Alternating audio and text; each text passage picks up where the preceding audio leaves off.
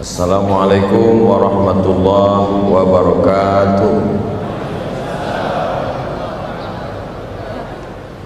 Alhamdulillah, Allahumma salli ala Sayyidina Muhammad ibn Abdullah wa ala alihi wa sahbihi wa man tabi'ahu wa mawalah.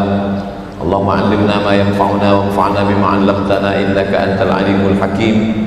Rabbi shrah li sadri wa yassir li amri wa hlul 'uqdatam min lisani yafqahu qawli.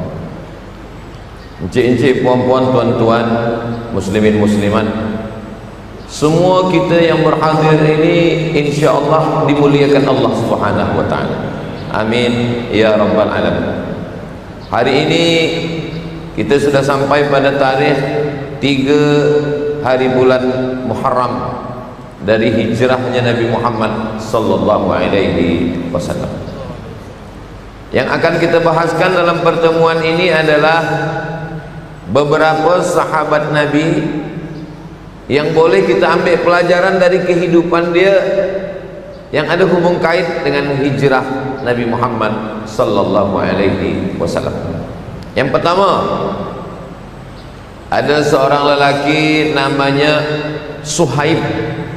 Hurufnya huruf Shad, huruf Ha, huruf Ya, huruf Ba. Suhaib. Dia orang Rum. Maka ujung nama, biasa ujung nama tu kita dah tahu dia datang dari mana. Suhaib Ar-Rumi. Suhaib Ar-Rumi maknanya dia orang Rum. Ada nama Syekh Daud Al-Fatani, maknanya dia dari petani. Nanti pelajar-pelajar kita ni mungkin ada jadi ulama. Syekh Ahmad Al-Bentongi, maknanya dia bentung. Jadi ujung, amin ya rabbal alamin. Jadi ujung nama tu nasab, ianya namanya ia nisbah. Al-Makki, Al-Madani, Al-Misri, Al-Yamani, Ar-Rumi, makna dia orang Rom. Dia bukan orang Makkah, dia bukan orang Arab. Dia datang merantau ke Makkah, dia berniaga. Selepas itu dia pun menjadi orang yang kaya. Lalu kemudian dia bersyahadat, asyhadu an la ilaha illallah wa asyhadu anna Muhammadan Rasulullah sallallahu alaihi wasallam. Bila dia dengar Nabi Muhammad sallallahu alaihi wasallam hijrah, dia pun ikut. Dia datang ke rumah bapa mertua dia, ayah daripada isteri dia. Kata dia, saya nak bawa anak dan isteri saya ikut pindah bersama Nabi Muhammad sallallahu alaihi wasallam. Kata ayah mertua dia, dulu engkau datang ke Makkah ini sendiri, tak ada sesiapa. Maka bila engkau nak pergi ikut Muhammad sallallahu alaihi wasallam, maka tinggalkanlah anak dan isteri engkau. Bila nak pergi, pergilah. Tapi bila engkau sayang anak dan isteri, maka engkau jangan ikut Muhammad sallallahu alaihi wasallam dan engkau tetap berada di kota Makkah Al-Mukarramah. Jadi pilihan Suhaib antara dua, tinggal anak istri atau tinggal Nabi Muhammad sallallahu alaihi wasallam. Disitulah hijrah. Al-hijratu tufarriqu bainal haqqi wal batil. Hijrah inilah yang menampakkan mana orang yang betul-betul lillahi ta'ala, mana orang yang hanya hawa nafsu, mana orang-orang yang betul mukhlisin lahuddin, mana orang-orang yang hanya, mohon maaf, munafik. Ketika itu Suhaib, dia memilih Nabi Muhammad sallallahu alaihi wasallam. Dia tinggalkan anaknya, dia tinggalkan istri. Tapi macam mana perniagaan ni? Ada dinar, emas, ada dirham, ada perak. Maka dia pun ingin pergi. Maka pembesar-pembesar daripada Quraisy datang. Wahai Suhaib, dulu engkau datang kemari sebatang kara, tak ada harta, tak ada niaga. Sekarang engkau pilih dua. Bila engkau pergi, tinggalkan perniagaan. Tapi bila engkau nak ingin berniaga, tinggalkan Muhammad sallallahu alaihi wasallam. Sekarang yang nak ditinggalkan ni 3. Yang pertama isteri, yang kedua anak, yang ketiga harta benda perniagaan. Yang nak diikut cuma 1, Sayyidina Muhammad sallallahu alaihi wasallam. Ternyata Suhaib, dia tinggalkan harta, dia tinggalkan niaga, dia tinggalkan istri, dia tinggalkan anak, dia ikut Nabi Muhammad sallallahu alaihi wasallam. Apa kata orang? Semua orang katakan khasira Suhaib, rugi dia. Rugi istri, rugi anak, rugi perniagaan.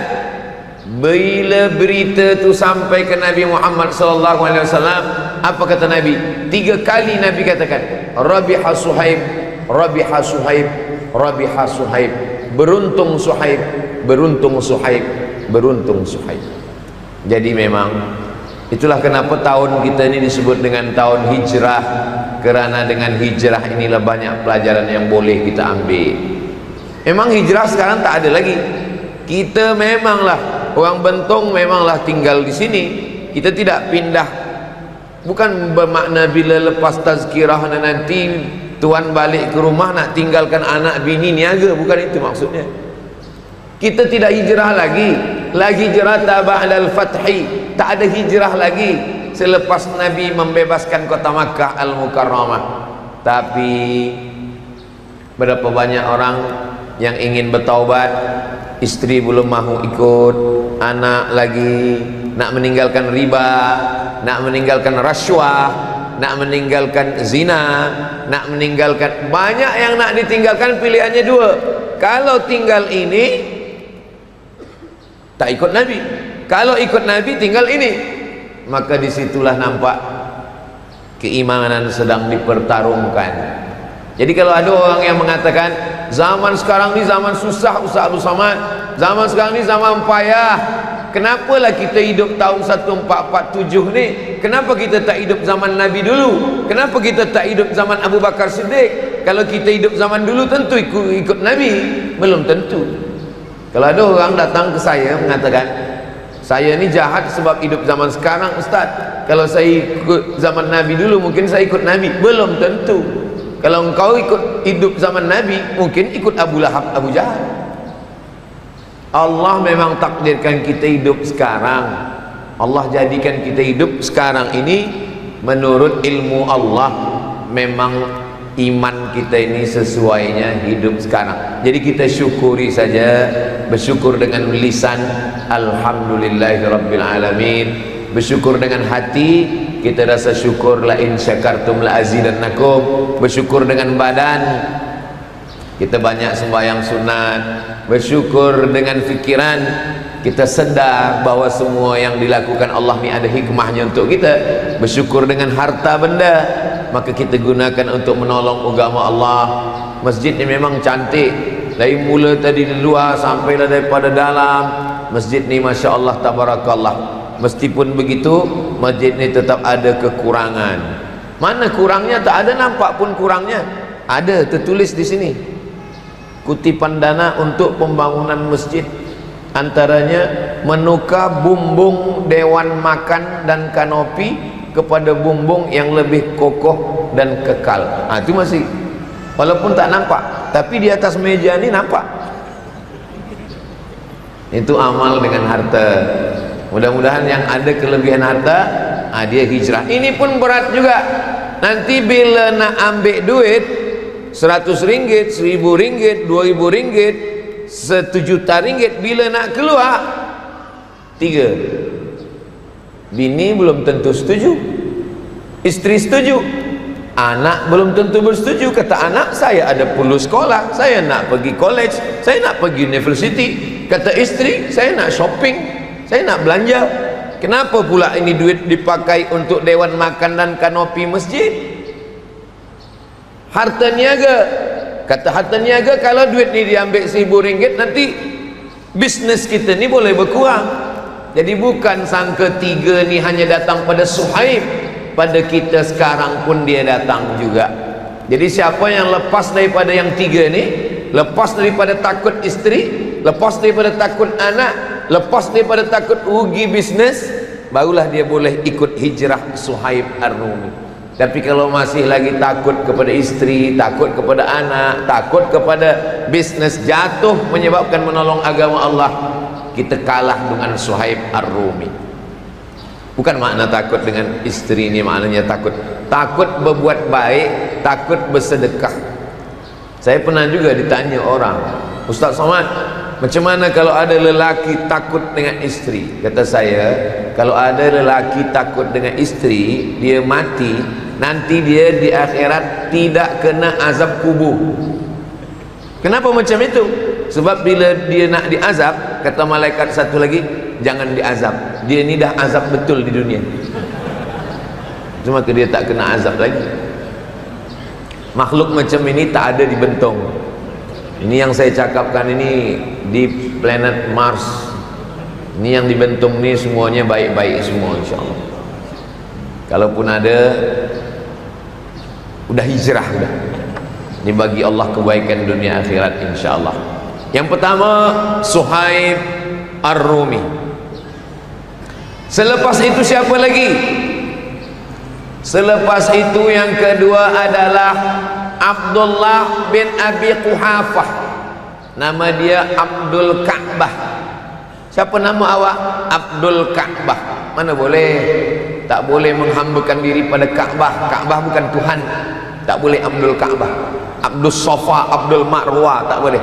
Hanya boleh Abdullah, Abdul Rahman, Abdul Rahim, Abdul Salam, Abdul Somad. Itu boleh. Abdul Ka'bah diubah Nabi namanya menjadi Abdullah. Nama ayah dia Abu Quhafah, maka dia adalah Abdullah bin Abi Quhafah. Penuntut student kita yang menulis, yang pertama Suhaib Ar-Rumi, yang kedua Abdullah bin Abi Quhafah. Abdullah bin Abi Quhafah ini manakala hijrah, dia membawa emas sebesar batu. Jadi kalau emas itu sebesar cincin saya nih, lelaki tak boleh pakai cincin emas. Kalau emas sebesar cincin masuk ke dalam kain, mana nampak? Kecil, tak nampak. Tapi kalau emasnya sebesar batu, pastilah dia nampak batu. Abdullah bin Abi Quhafah ini manakala hijrah, dia membawa emas sebesar batu. Ayah dia tak Islam, namanya Abu Quhafah. Abu Quhafah ini dia ada sak dalam hati dia. Ini nampaknya emas anak saya ni dah dibawa ini pergi hijrah. Maka dia pun bertanya kepada cucu dia. Nama cucu dia Asma. Asma, ya, mana emas ayah engkau? Abdul Ka'bah, mana emas dia?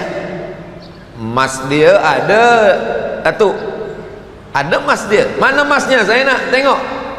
Tapi Abu Quhafah ni maaf, buta, dia tak boleh menengok. Dia bercakap, mana emas tu, saya nak tengok. Lalu kemudian Asma mengambil batu, dia masukkan ke dalam kain. Cubalah atuk rasa emas. Dia rasa, oh masih ada lagi. Emas tu dah tak ada lagi. Emas itu sudah dibawa hijrah bersama Nabi Muhammad sallallahu alaihi wasallam. Oh, jadi kalau macam tu dusta lah. Emasnya kan dah dibawa pergi hijrah. Kenapa boleh memasukkan batu ke dalam lalu kita katakan ini ada emas? Ini sedang perang. Perang ini kita boleh bersiasat, berhilah namanya. Kita boleh berilah dalam 3 perkara. Pertama, mendamaikan orang yang berkelahi. Kedua, dalam masalah rumah tangga. Ketiga, dalam masalah perang. Itu boleh mendamaikan orang yang berkelahi. Ni berkelahi dengan ini. Lalu kemudian kita berjalan ke rumah si B. Si A ni tahu. Lepas tu dia datang. Tadi saya tengok awak pergi ke rumah dia, ya? Iya, betul, memang betul. Ada dia cerita tentang saya tadi. Sekalipun dia tak ada cerita tentang awak. Maksudnya sekali tak ada, 10 kali ada. Waktu tu kita bukan bohong, kita bukan dusta. Itu namanya hilah. Hilah itu supaya mereka berdamai. Boleh kita katakan dia tadi mengucapkan salam. Tak salah, memanglah dia ucapkan salam, tapi bukan untuk awak. Dia tadi tak ada cerita tentang awak, sekali pun tak ada. Dia ucapkan salam. Memanglah tadi masa jumpa ucapkan salam, assalamualaikum. Bukan kita kata salam untuk awak. Kita tidak sedang berdusta, sebab mendamaikan dia. Yang kedua, rumah tangga. Pagi-pagi isteri memasak nasi goreng, dia masak. Lepas tu dia tanya, macam mana nasi goreng ni bang? Rasa-rasanya seumur hidup abang belum pernah nasi goreng macam ni. Dia sangka sedap, rupanya masinnya. Boleh kita tak ada cakap sedapnya, kita katakan Masya Allah tabarakallah, padahal dalam hati la haula wa la quwata illa billah, inna lillahi wa inna ilaihi rajiun. Berdamai. Tak boleh, masa tu jangan jujur. Kalian kan belum menikah lagi. Yang ketiga, perang.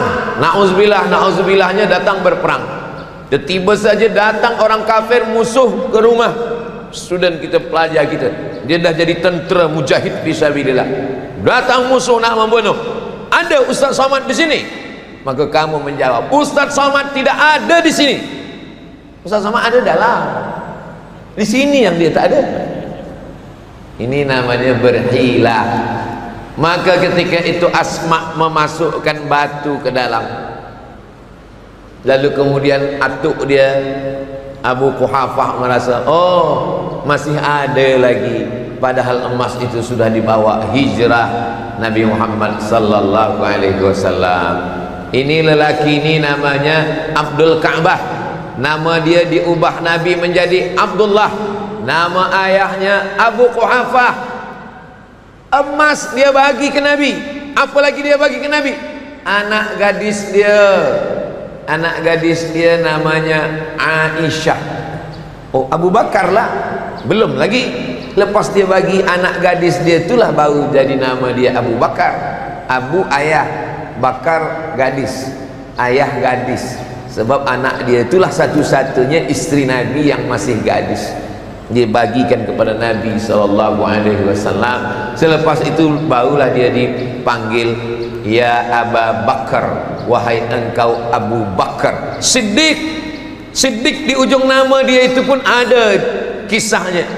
Ketika Nabi mengatakan saya dari Masjidil Haram, lepas itu ke Masjidil Aqsa, lepas itu naik ke Sidratul Muntaha, apa kata orang kafir musyrik? Muhammad sallallahu alaihi wasallam, cuba engkau tegak. Tegaklah Nabi. Cuba angkat kaki engkau sebelah. Nabi angkat sebelah. Cuba angkat sebelah lagi. Kata Nabi, kalau angkat kaki dua jatuhlah. Kalau dua kaki engkau pun jatuh, engkau angkat, macam mana engkau nak terbang dari Masjidil Haram ke Masjidil Aqsa naik ke Sidratul Muntaha? Mendustakan Nabi sallallahu alaihi wasallam. Tapi masa itu manakala Nabi bercerita, apa kata dia? Sadaqnaka, saya membenarkan engkau ya Rasulullah. Itulah maka dia dipanggil dengan As-Siddiq, orang yang membenarkan Nabi ketika yang lain mendustakan Nabi Muhammad sallallahu alaihi wasallam. Abu Bakar Siddiq. Maka kalau ada orang yang mencaci maki Abu Bakar Siddiq, tiap subuh dia angkat tangan mencaci maki Abu Bakar dan Umar. Allahumma la'an sanamai Quraisy, ya Allah laknatlah dua berhala Quraisy, laknatlah dua patung Quraisy. Maksudnya dua berhala ini Abu Bakar dan Umar. Itulah Syiah Rafidah yang menolak Rafidah, menolak Khalifah Abu Bakar, kerana mereka mengatakan Nabi itu meninggal diteruskan oleh Sayyidina Ali radhiyallahu anhu. Maka mereka disebut dengan Syiah Rafidah. Mereka mencaci maki. Apa kata Nabi sallallahu alaihi wasallam? La tasubbu ashabi, jangan caci maki sahabat saya. Lau anfaqa ahadukum mithla Uhudin zahaban, kalau ada di antara kamu yang bersedekah emas sebesar bukit Uhud, ada emas dia sebesar bukit Uhud, dia sedekahkan, tak sampai setengah tapak tangan Abu Bakar Siddiq. Karena kalau ada orang sekarang bersedekah emas sebesar bukit Uhud, sekarang kita sedang aman, kita sedang tenang. Perang memang ada lagi di Gaza, Mudah-mudahan Allah menolong saudara kita di Palestin. Allah mansur ikhwanana al-mujahidina fi Palestin. Amin. Tapi kita di Malaysia, kita tenang, kita tak ada perang. Kalaupun ada perang, perang dalam hati berkecamuk antara memilih hak batil, antara baik tak baik. Tapi bagi orang yang sudah istiqamah beramal soleh, hatinya tenang. Wallazi anzala sakinata, Allah menurunkan ketenangan ke dalam hatinya. Di antara menyebabkan ketenangan itu duduk dalam majlis-majlis ilmu. Maka Nabi Muhammad sallallahu alaihi wasallam sudah tahu bahwa nanti di akhir zaman ada orang-orang yang mencaci maki Abu Bakar Siddiq. Nanti bila tuan-tuan dengar dalam tazkirah mencaci maki Abu Bakar, ini salah satu daripada puak firqah dallah, bahkan kafir, kerana dia mencaci maki orang yang disebutkan Nabi dalam Al-Quran. Abu Bakar ada dalam Al-Quran. Idhuma fil ghari, ketika mereka berdua di dalam gua. Idh yaqulu li sahibihi, ketika dia berkata kepada sahabatnya, la tahzan, jangan sedih, jangan takut, jangan susah hati. Innallaha ma'ana, Allah bersama dengan kita. Berapa lama Abu Bakar mengaji dengan Nabi? 13 tahun. Umur Abu Bakar dengan Nabi bezanya 2 tahun. Bila Nabi dapat wahyu umur 40, maknanya Abu Bakar masuk Islam umur 38. Bila Nabi dapat wahyu 40, berdakwah 13, 53 Nabi pindah hijrah, maknanya Abu Bakar umurnya 51. Siapa di antara puan-tuan ni yang berumur 51 tahun?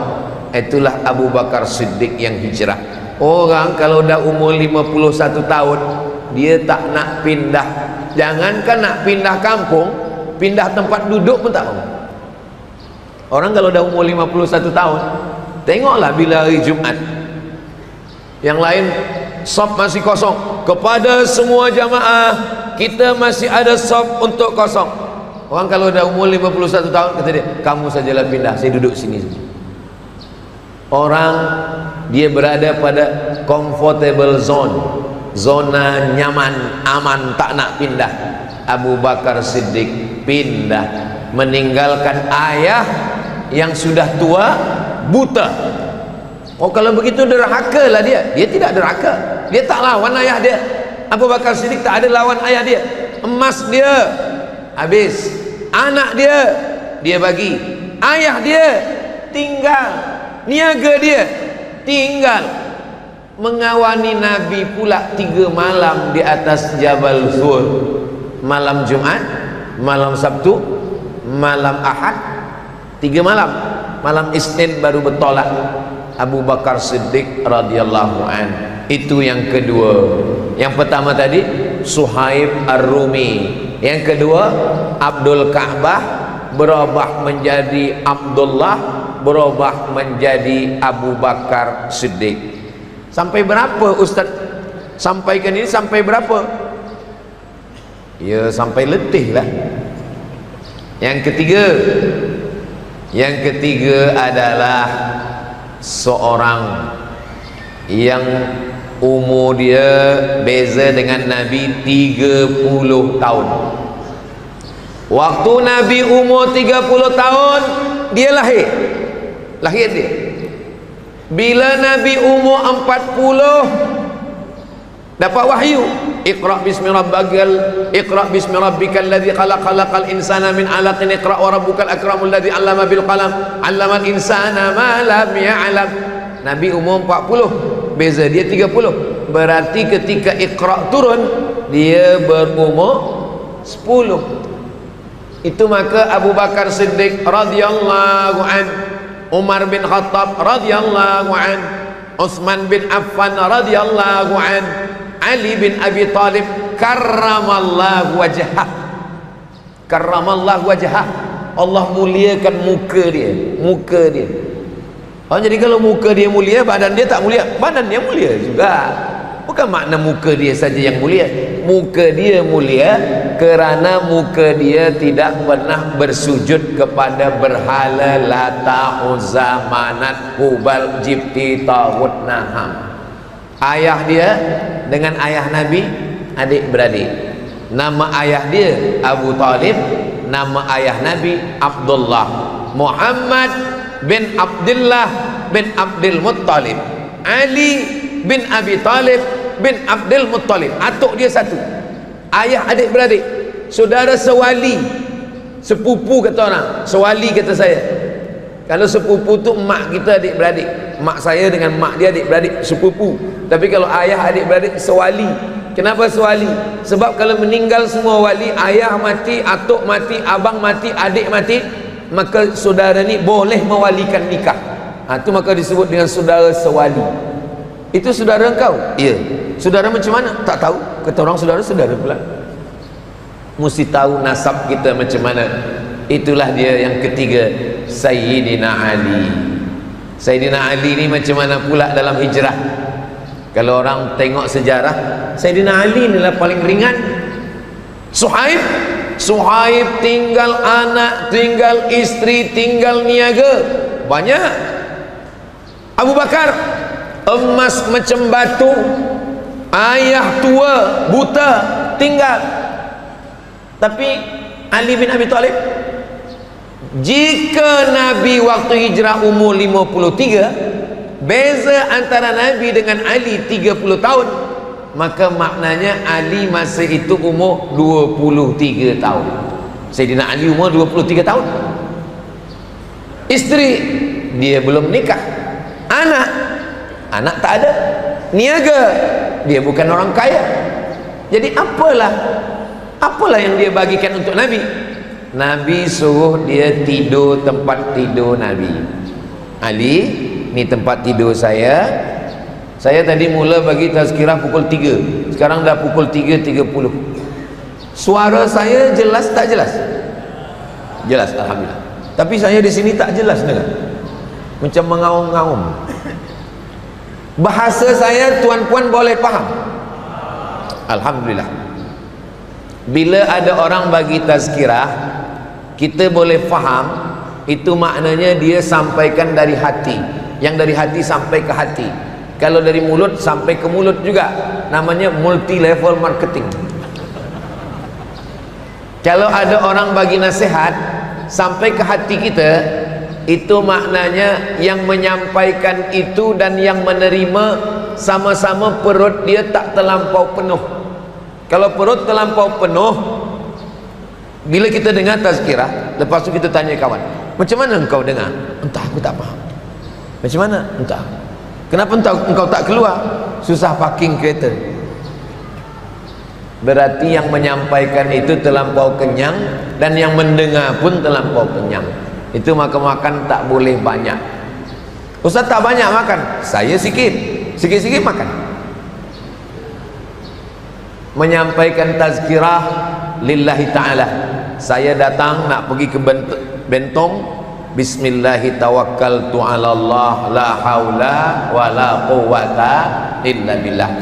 Apa yang nak saya sampaikan nanti saya tengok apalah nanti dibagi tajuknya. Saya tengok di belakang tak ada tajuk. Tak ada tajuk maknanya saya ceritalah apa yang ada terlintas di pikiran saya. Yang pertama adalah Suhaib Ar-Rumi, yang kedua adalah Abu Bakar Siddiq, yang ketiga adalah Sayyidina Ali. Macam mana Sayyidina Ali? Sayyidina Ali paling ringan, umur 23 tahun, tidur di tempat tidur Nabi. Oh, ringan betul, tidur di tempat tidur Nabi, betul. Tapi malam tu malam Jumat, masuk lelaki Quraisy, pemuda-pemuda belia membawa pedang. Kalaulah mereka tak menyingkap membuka selimut kain penutup itu, hancur macam kebab. Tapi Allah masih lindungi Sayyidina Ali. Mereka buka, lalu kemudian mereka tanya Ali. Nampak? Sayyidina Ali meninggal ditikam. Satu orang yang menikam. Siapa yang menikam? Abdurrahman ibnu Muljam. 14 orang lelaki dari kabilah-kabilah Quraisy semuanya membawakan pedang, tak mati kata Allah, tak mati.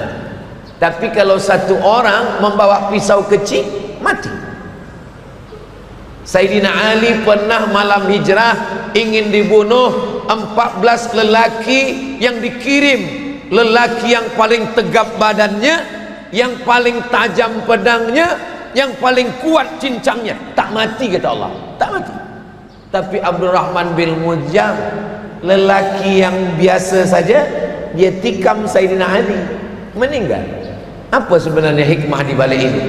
Tak sanggupkah Allah melindungi Nabi Muhammad sallallahu alaihi wasallam? Sanggup. Tapi kenapa meninggal juga? Allah ingin memberikan kedudukan yang tinggi kepada Sayyidina Ali. Apa dia? Syuhada. 4. Ihdinas siratal mustaqim, siratal ladzina an'amta alaihim. Siapa itu? Minan nabiyyin, nabi-nabi, was-siddiqin, orang yang benar, syuhada. Ali bin Abi Thalib masuk dalam golongan syuhada. Yang keempat baru salihin, nabi-nabi. Kita tak nabi, jangan mengaku nabi. Kalau kita mengaku nabi, nabi ke-26. Siapa nabi yang terakhir, last sekali nabi? Muhammad sallallahu alaihi wasallam. Oh bukan, nabi yang last terakhir sekali bukan Muhammad, ada lagi terakhir sekali.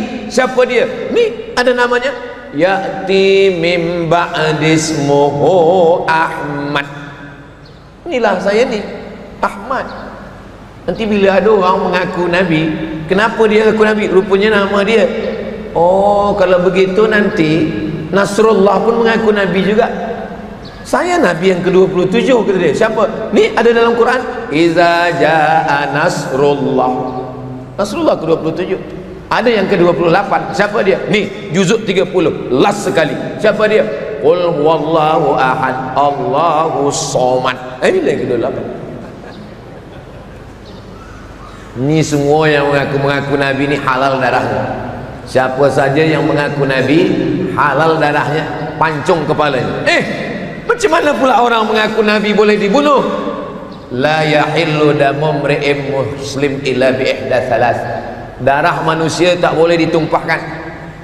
Tidak boleh menumpahkan darah kecuali dia melakukan 3. Yang pertama, an-nafsu bin nafsi, pembunuh. Orang yang membunuh, tumpahkan darah. Yang kedua, al-thayyibuz zani, sudah beristri, berzina, masukkan badan dia sekerat dalam tanah, lempar batu sampai mati, namanya rajam. Yang ketiga, at-tariku lidinihi al-mufariqu lil jamaah, orang yang murtad, halal darah dia. Orang yang mengatakan ada nabi selepas Nabi Muhammad SAW, maka dia murtad. Na'udzubillah, na'udzubillah, na'udzubillah. Mudah-mudahan anak cucu kita Islam sampai hari kiamat insyaallah. Ulama dulu kalau sebut kata murtad, na'udzubillah wal iyadzubillah, takut betul mereka mati dalam keadaan kafir. Kenapa? Karena batal syahadat dia. Syahadat kita, asyhadu an la ilaha illallah wa asyhadu anna muhammadan rasulullah. Habis, tak ada syahadat yang ketiga lagi. Itulah dia Sayyidina Ali karramallahu wajhah. Yang keempat, siapa dia yang keempat? Ustaz Abdul Somad dari tadi lelaki saja. Suhaib lelaki, Abu Bakar lelaki, Ali lelaki. Tak adakah perempuan? Ada. Siapa nama dia? Dia sedang hamil, maaf, sedang mengandung anak di dalam. Nama suami dia Zubair ibnul Awwam.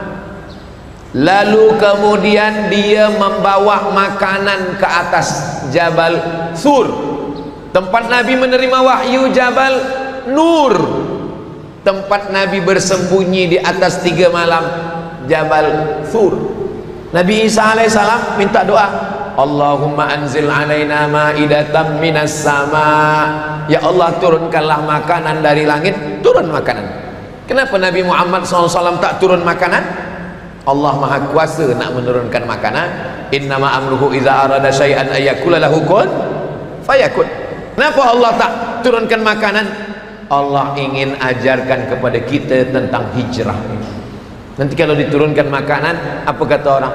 Oh iyalah dia Nabi, kita tak Nabi. Maka perjalanan hijrah ini penuh dengan hikmah.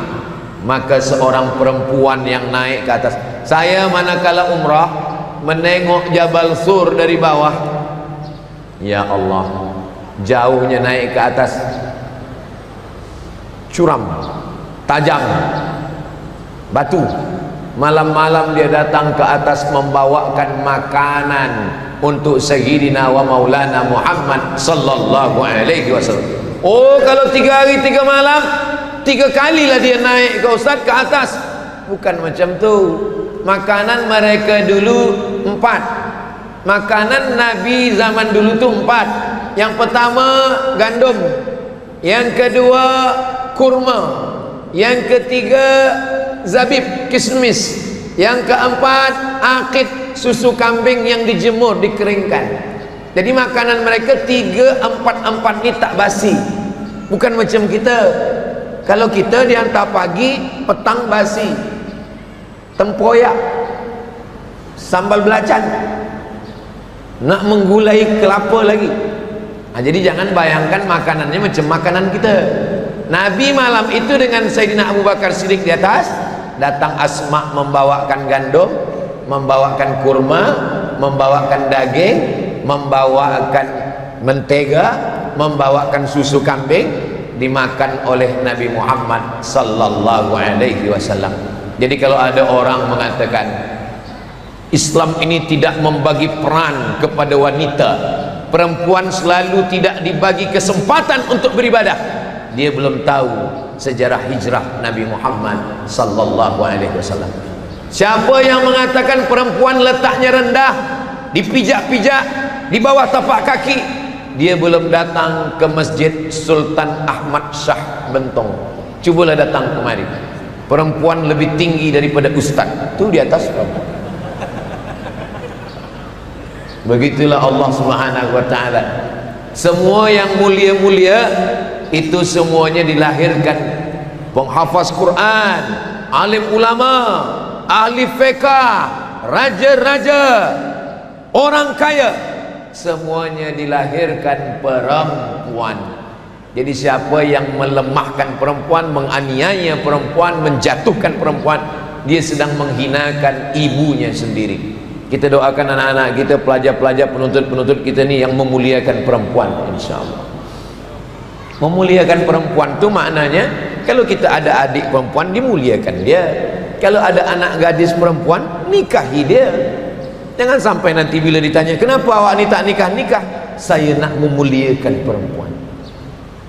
Fankihu ma taba lakum minan nisa, nikahilah perempuan yang baik-baik.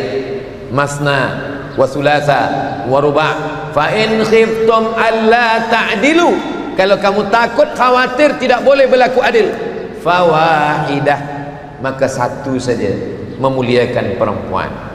Suhaib Ar-Rumi sudah, Abu Bakar Siddiq sudah, Sayyidina Ali karramallahu wajhah sudah, Asma, nama perempuan yang membawa makanan dalam keadaan hamil, saudara Sayyidatuna Aisyah, namanya Asma binti Abi Bakar. 5. Kerja dia hanya di bawah saja, dia tak naik ke atas, dia di bawah saja. 3 hari, hari Jumat, hari Sabtu, hari Ahad, selama 3 hari dia di bawah membawa kambing. 3 hari di bawah membawa kambing. Itu beg yang warna biru adalah kutipan untuk kanopi bumbung yang belum kokoh. Siapa yang mengisi, maknanya dia sudah hijrah. Yang belum, berarti masih takut lagi kepada istri, anak Abu Jahal dan Abu Lahab. Sallallahu ala Muhammad, sallallahu alaihi wasallam, sallallahu ala Muhammad, sallallahu alaihi wasallam. Ya Nabi salam alaika ya Rasul, salam alaika ya Habibi, salam alaika, salawatullah alaika. Allahumma salli ala Sayyidina Muhammad. Saya tengok beg biru ni, dia mulutnya besar. Maknanya kalau tak ada duit, puan-puan, makcik-makcik, kalau tak ada duit boleh diisi cincin, gelang, rantai, boleh. Untuk apa ditinggalkan di rumah?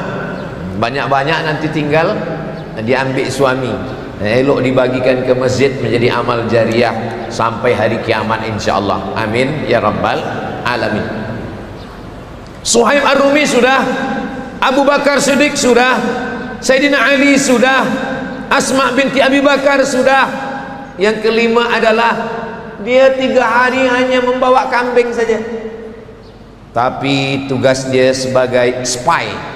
Spy, dia nak menengok siapa yang naik ke atas, dia bagi kod. Ni ada orang naik ke atas, dia namanya Amir bin Fuhairah. Amir bin Fuhairah. Dia pura-pura membawa kambing, bagi minum kambing, bagi makan kambing. Tapi sesiapa saja yang nanti naik ke atas, dia akan bagi tanda, ya Rasulullah, wahai Abu Bakar Siddiq, ini ada orang akan naik. Mereka ini nyawa menjadi taruhannya. Pahala mereka apa? Jihad. Man jahaza ghazian, siapa yang menyiapkan alat-alat perang, faqad ghaza, maka dia sudah berjihad di jalan Allah Subhanahu wa taala. Berikutnya yang keenam. Yang keenam adalah dia kalau siang dia di Makkah, dia mendengar cakap orang Makkah, apa info-info yang ada di Makkah. Tapi bila malam lepas maghrib, dia naik ke atas, dia bercerita ke Nabi, ya Rasulullah, tadi di Makkah mereka sedang bermusyawarat ingin mencari Muhammad SAW, mereka akan mengepung di sini, mereka akan datang kemari, mereka akan berkumpul. Siang dia datang mendengar, malam dia naik ke atas, naik turun, naik turun, 3 malam. Dia adalah Abdullah bin Abi Bakar, anak Abu Bakar Siddiq. Jadi memang hijrah ni yang paling banyak ni Abu Bakar. Anak lelaki dia Abdullah, anak perempuan dia Asma, emas dia macam batu, ayah dia tinggal, buta, tua, sakit. Memang Abu Bakar Masya Allah. Patutlah sahabat Nabi berkumpul dan melantik dia sebagai Al-Khalifatul Awal Sayyiduna Abu Bakrin As-Siddiq radhiyallahu anhu. Ini lelaki ini adalah Abdullah bin Abi Bakar. Nampaknya peran mereka ni kecil-kecil saja, tapi mereka inilah yang tercatat dalam sejarah. Bila kami nak tahu tentang cerita ustaz ini, apalah kitab yang boleh kami buka? Penuntut-penuntut catat nama kitabnya Ar-Rahiq, pakai qa. Ar-Rahiq, hanya hak kecil. Ar-Rahiq Al-Makhtum. Ar-Rahiq Al-Makhtum. Nama penulisnya Syekh Safiur Rahman Al-Mubarak Furi. Syekh Safiur Rahman Al-Mubarak Furi, Al-Hindi, dari India. Musabaqah tilawatil Quran, bukan. Musabaqah menulis sejarah Nabi Muhammad sallallahu alaihi wasallam yang ikut 150 negara. Europe ikut, Mesir ikut, Saudi Arabia ikut. Tapi yang menang dari Muslim minority, bukan Muslim majority. Yang menang adalah Muslim kecil saja, sikit saja Muslim, tapi mereka lah yang menang. Namanya Syekh Safiur Rahman Al-Mubarak Furi. Saya suka membaca ini sebab bahasanya moden, bahasanya tak susah, dan maklumatnya juga singkat-singkat, riwayatnya tak terlampau banyak. elok penuntut-penuntut baca untuk tahap awal. Nanti bila dah besar sikit, dah boleh baca kitab yang susah sikit, barulah baca sirah Ibn Katsir, sirah Al-Qurtubi, sirah ulama-ulama turas. Kitab sirah yang paling tua adalah sirah Ibnu Ishaq. Yang paling tua sejarah Nabi ini sirah Ibni Ishaq. Lalu setelah Ibnu Ishaq namanya sirah Ibni Hisham. Kalau disebut sirah itu khas sejarah Nabi Muhammad sallallahu alaihi wasallam. Kepada tuan-puan, pergi ke bookstore, tempat jual buku, cari buku yang satu juzuk sejarah Nabi Muhammad sallallahu alaihi wasallam. Bawa balik ke rumah, simpan. Bila ada waktu baca, tak ada waktu baca, simpan saja di rumah. Nanti bila kita mati, anak kita buka-buka, dia tengok, oh Masya Allah tabarakallah, ayah saya meninggalkan satu buku yang bermakna untuk saya. Anak kita bila menengok buku tu nanti menangis dia. Kenapa dia menangis? Sebab dia tengok buku tu belum pernah dibaca ayahnya. Lebih baik kita meninggalkan buku daripada meninggalkan yang lain. Jangan sampai kita meninggalkan lagu-lagu, jangan sampai kita meninggalkan nyanyian-nyanyian. Bila dia dengarkan maksiat lalai, dosanya menjadi dosa jariah. Tapi kalau kita tinggalkan buku, boleh pula kita bacakan dengan anak-anak kita. Tak kenal maka tak sayang, tak sayang maka tak cinta. Macam mana kita tak cinta? Sebab kita tidak kenalkan. Ya, tapi Ustaz Abdul Samad bagi tazkirah 1 jam cerita tentang hijrah, mana boleh? Siapa yang sanggup bercerita tentang hijrah 1 jam? Hidup Nabi 63 tahun diceritakan dalam 63 minit. Kalau ada ustaz yang mengatakan saya boleh cerita tentang Nabi 60 minit, 63 tahun dalam 60 minit, bahasa Arabnya mustahil, tak mungkin. Ustaz Abdul Samad hanya cerita beberapa orang sahaja. Yang ketujuh, sampai Nabi Muhammad sallallahu alaihi wasallam di Yathrib. Yathrib namanya. Diubah Nabi menjadi Al-Madinah Al-Munawwarah. Disambutlah Nabi. Tala'al badru alaina min saniyatil wada' wajaba syukru alaina mada'alillahi da. Ada seorang lelaki menengok dari jauh. Ada yang memanjat batang kurma nak menengok Nabi SAW. Ada yang datang menyalami Nabi. Dia menengok dari jauh saja. Dia tengok ini Nabi betul ke Nabi palsu. Dia tak yakin sebab dia tak pernah jumpa. Dia hanya tengok dari jauh. Ini Nabi, nama dia Husain, ha sad ya nun, Husain, pendeta Yahudi.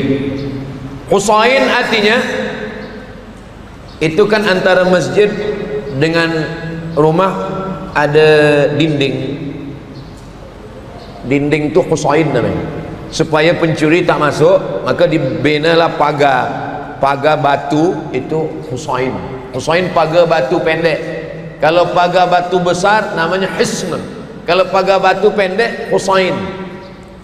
Cuba kalau ada orang namanya Husain, yang mulia pagar batu pendek, diubah Nabi nama dia Husain menjadi Abdullah. Nabi selalu mengubah nama orang Abdullah. Siapa nama awak? Husain. Nama awak saya ganti Abdullah. Nama ayah dia Salam, maka dipanggil dia dengan nama Abdullah bin Salam. Bila dia tengok Nabi dari jauh, dia pandang muka Nabi, dia pun datang kepada Nabi bertanya. Selepas itu dia pun bersyahadat, asyhadu an la ilaha illallah wa asyhadu anna Muhammadar Rasulullah sallallahu alaihi wasallam. Apa pesan Nabi kepada dia? Afshus salam, sebarkan salam. Assalamualaikum warahmatullahi wabarakatuh. At'imut ta'am, bagi makan. Kalau ada orang susah, orang miskin, fakir, bagi makan. Apa lagi? Wa tusalli bil laili wan nasu niyam. Tengah malam kalau ada orang tidur, sembahyang tahajud. Apa lagi? Tadkhulul jannata bisalam, engkau akan masuk surga dengan selamat. Dia masuk Islam, pendeta Yahudi, dia tengok ada tanda-tanda, inilah yang saya tunggu selama ini. Itulah turun ayat, apa kata Allah? Alladzina atainahumul kitaba, orang-orang yang kami datangkan Taurat dan Injil. Yahudi ya'rifunahu, kenal dengan Nabi Muhammad sallallahu alaihi wasallam, kama ya'rifuna abna'ahum, mereka mengenal Nabi macam mereka kenal anak mereka sendiri. Bila dia tengok Nabi, inilah dia pun bersyahadat. Datanglah orang Yahudi datang menghadap Nabi Muhammad sallallahu alaihi wasallam. Nabi bertanya, kamu kenal Husain? Kata Nabi, oh ya, Husain pendeta kami, ayahnya pendeta kami, atuknya pendeta kami, dia orang baik, ayahnya orang baik. Kata Nabi, Husain sekarang ada di dalam, dia dah bersyahadat dan dia dah masuk Islam. Kamu kenal dengan Husain? Apa kata Yahudi? Husain orang paling jahat, ayah dia jahat, atuk dia pun jahat.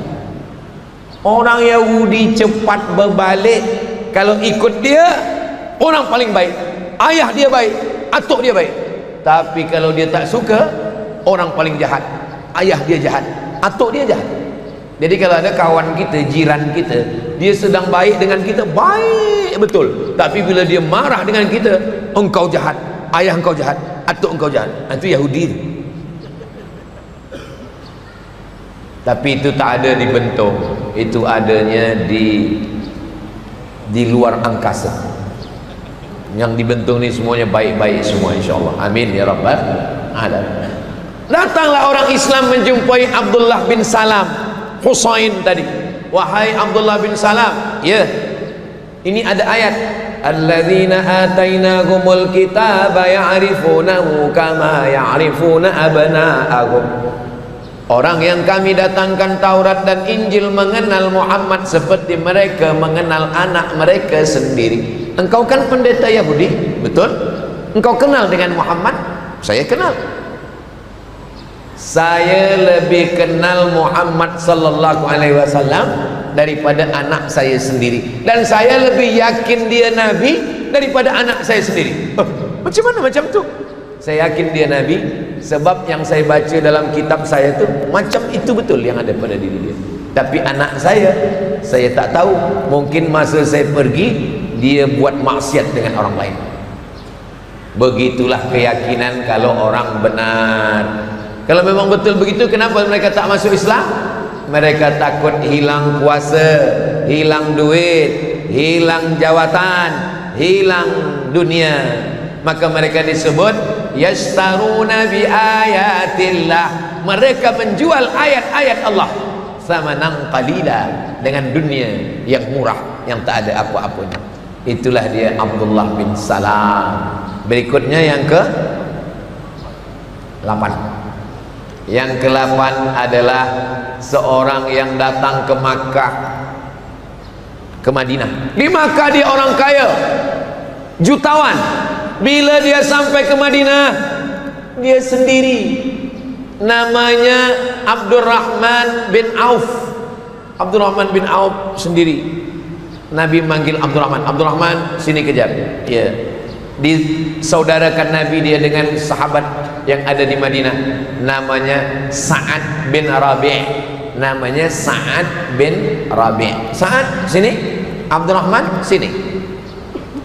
Nabi biasa mempersaudarakan, kalau ini businessman, dipersaudarakan. Abdurrahman, ini Sa'ad, engkau bersaudara sekarang, ya? Ya. Apa kata Sa'ad bin Rabi'? Wahai Abdurrahman, rumah saya banyak, pilih mana yang engkau mau, ambil. Kuda, unta, lembu saya banyak, mana yang engkau mau, ambil. Mohon maaf, bini saya banyak. Masa itu belum lagi ada turun ayat mesti 4. Mereka poligami unlimited. Belum turun lagi ayat masna wa sulasa wa ruba'. Masa itu bini mereka 10, 20 banyak. Wahai Abdurrahman, mohon maaf, bini saya banyak. Bila engkau mau, pilih mana yang kau suka, saya ceraikan, habis iddahnya ambil. Apa kata Abdurrahman bin Auf? Barakallahu laka fi malika wa barakallahu laka fi ahlika. Semoga Allah memberikan berkah pada istrimu, semoga Allah berikan berkah pada hartamu. Dullani ala suqikum, tunjukkan saya mana pasar tempat berniaga, mana tempat berniaga. Cuba kalau orang sekarang macam itu, belum dibagi dah dia tunjuk, saya yang ini aja lah. Lalu kemudian suatu ketika Nabi menengok Abdurrahman bin Auf ni, tangan dia kuning-kuning.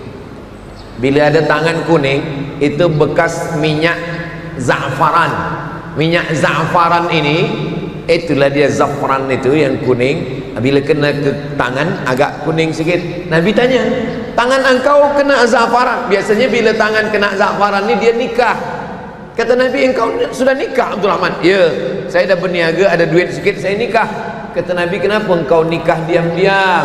A'linu hadzal nikah, iklankanlah nikah ni, isytiharkanlah ramai-ramai. Ij'aluha fil masajid, buatlah akadnya di masjid. Wadribu alaihi biddufuf, pukulkan gendang. Barakallah lakuma wa baraka alaikuma wa jama'a bainakuma fi khair. Nah, kalau ada orang nikah, akad di masjid, buat walimah, makan, pukulkan gendang. Lagunya lagu-lagu yang happy lah. Ini ada orang lagu pula, bila Israel, sedihlah pengantin.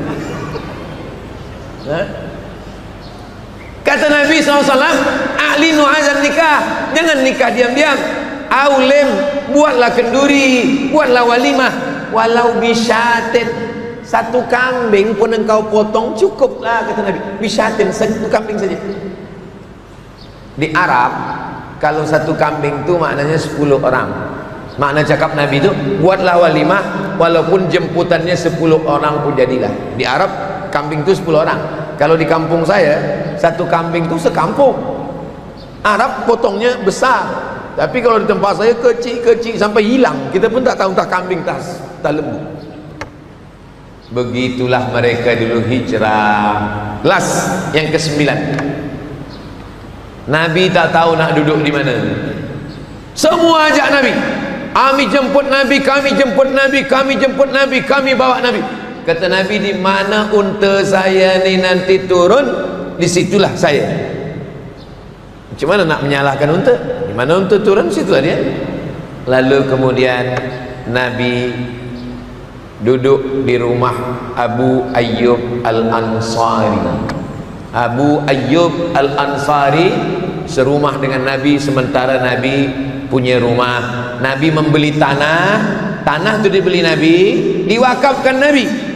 Itulah tanah 15 meter ke belakang, 22 meter ke tepi. Dari mimbar ni, mimbar itu 22 meter ke kiri menghadap ke kiblat.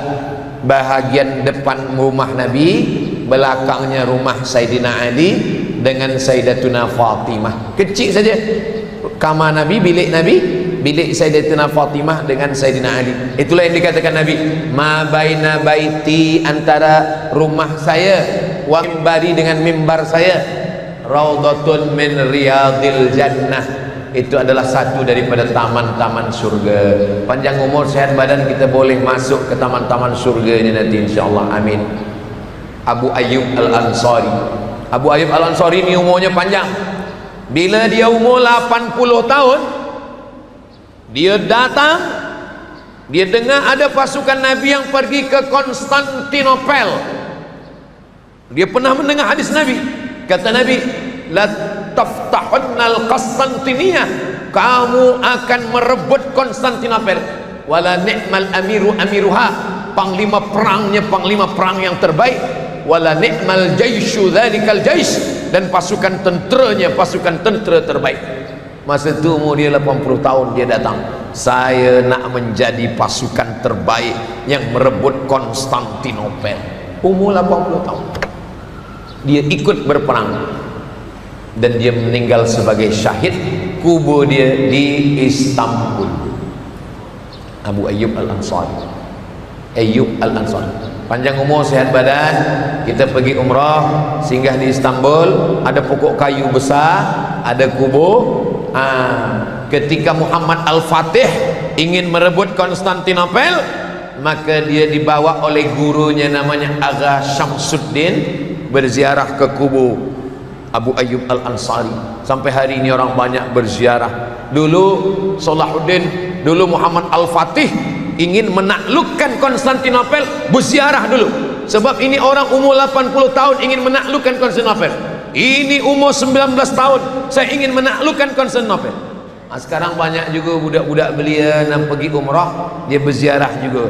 Dulu Muhammad Al-Fatih ziarah ke sini ingin menaklukkan Konstantinopel. Awak berziarah sini nak menaklukkan siapa? Nak menaklukkan hati dia. Mana perjuangan belia-belia kita. Itulah beberapa yang boleh saya riwayatkan tentang hijrahnya Nabi Muhammad sallallahu alaihi wasallam. Tadi saya mula pukul 3, sekarang dah pukul 4. Mudah-mudahan 1 jam kita duduk di majlis ilmu ini, yang baik-baik datang dari Allah, yang tak baik dari hamba Allah yang taif. Akhirnya saya ucapkan tahniah, selamat tahun baru hijrah 1447. Mudah-mudahan tahun ini lebih baik daripada tahun yang lampau, dan kita lebih istiqamah, lebih taat, lebih sihat, lebih bahagia. Amin ya rabbal alamin. Di akhir majlis saya tutup dengan pantun penutup, menangkap puyuh di Bukit Selasih. Thank you dan terima kasih. Aku qouli hadza astaghfirullah li wa lakum wa li sairil muslimina wal muslimat. Subhanakallahumma wa bihamdika asyhadu an la ilaha illa anta astaghfiruka wa atubu ilaik. Wa sallallahu ala sayyidina Muhammad wa ala alihi washabbihi wasallam walhamdulillahi rabbil alamin. Wassalamualaikum warahmatullahi wabarakatuh.